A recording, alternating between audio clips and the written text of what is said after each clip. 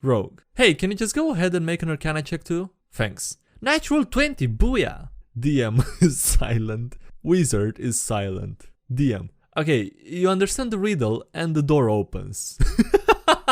Hey, what's up everybody, SkyDieRay here. Welcome to another D&D memes video. Wait, no, this is great. Hey, what's up everybody, SkyDieRay here. Welcome to another DnDGreentext video. Very quickly before jumping into this video, I just want to say, if you're bold, I have not been mocking anyone. Your head still looks amazing even if you're bold, okay? Just keep that in mind. Alright, with that being said guys, please enjoy the video. And also don't forget to subscribe if you're not subscribed to the channel yet. Still wanna know what that sword was.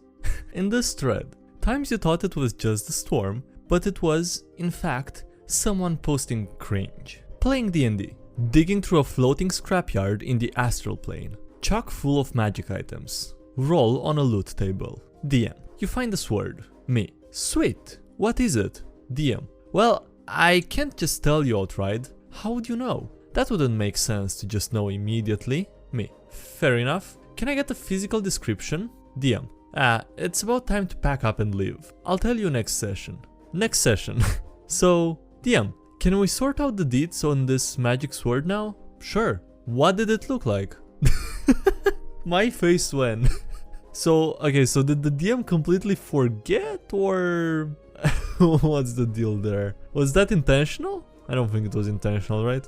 Worst D&D players ever. Be me, forever DM, running a 3.5 game for new players. Starting at level 1, a guy wants to play a drow. Say no, because they have a +2 level adjustment in 3.5. Best I can give you is elf. Guy creates an elf ranger named DnDGreentext. Dual wield scimitars, even though rangers in 3.5 don't get 2-weapon fighting until 2nd level, and scimitar is not a light weapon for offhand attacks. Suffers -6 to -10 penalties to attack, and he never hits anything. Names his swords Twinkle and Icing Death, even though they aren't magic. Keeps asking when he can have a panther companion. What are the worst players that you've ever had in your game? We actually had a guy in our 3.0 game run one of those 7 to 20 threat range scimitar builds, where nearly every hit threatens a critical. He was planning to extend it to like 5 to 20 until we converted to 3.5 and you couldn't stack keen and improved critical anymore.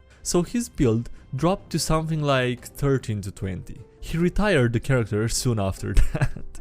3.0 High level campaign. Fire Seeds. Druid level 6 spell. Deals D8 per level. 3.5 nerfed them to D6. The druid spends all of his 6th level and higher spells creating acorn grenades. Ties them all to a club with vines. Sets them to trigger on command word with a holy berry bomb. Fighting a green dragon. Druid runs around to flank, takes attack of opportunity and nearly dies. Do dragons have assholes? What? Party agrees that dragons are carnivorous. They must have an excretory system. What's the AC of the dragon's asshole? 20. Druid rolls a natural 20, jams the club into the dragon's asshole and speaks the command word. Up yours. Dragon takes about 430 damage. Dies instantly. DM bans fire seeds. DM bans cold shots. Dragons no longer have anuses. That is the best homebrew adjustment that this story led to. Still 3.0. Party is flush with gold. DM lets us craft our own magic items. The druid has taken nothing but magic item crafting feats. The druid builds a 1 per day amulet of maximized time stop.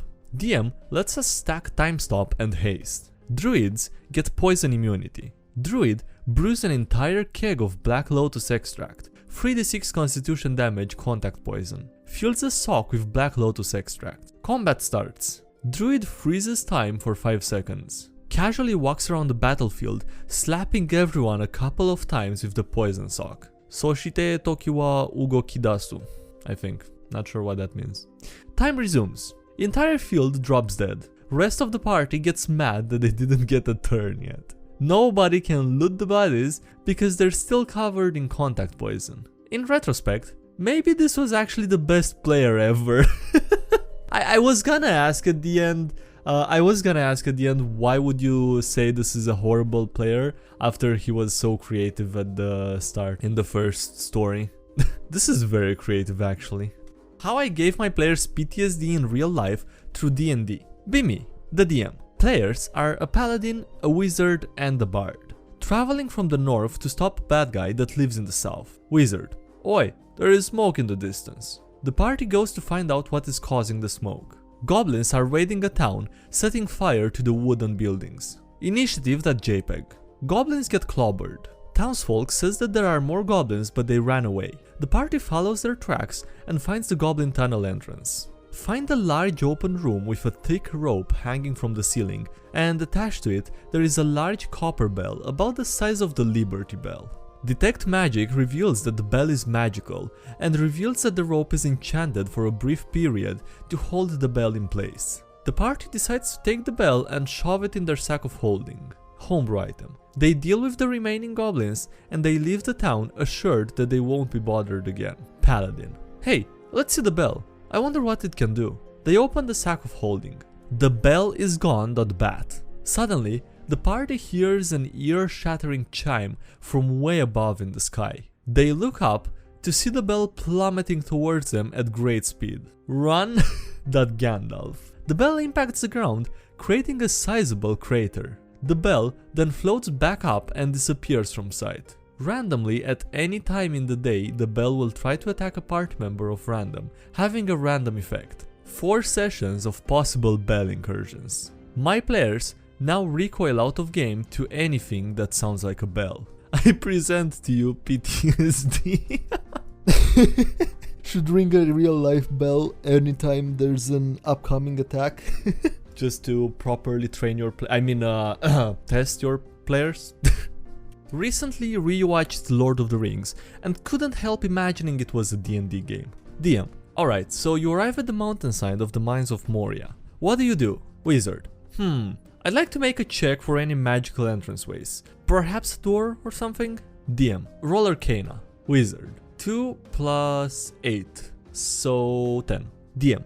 Alright, you find a magical door revealed by the moonlight. It has elvish ruins inscribed on it, but you aren't sure of their meaning. Rogue. Hey, can you just go ahead and make an Arcana check too? Thanks. Natural 20, booyah! DM is silent. Wizard is silent. DM. Okay, you understand the riddle and the door opens. Wizard. Oh, for f***'s sake. That is extremely accurate. The Lord of the Rings was a D&D game confirmed. A failure so epic that it went down in legend. Be my group.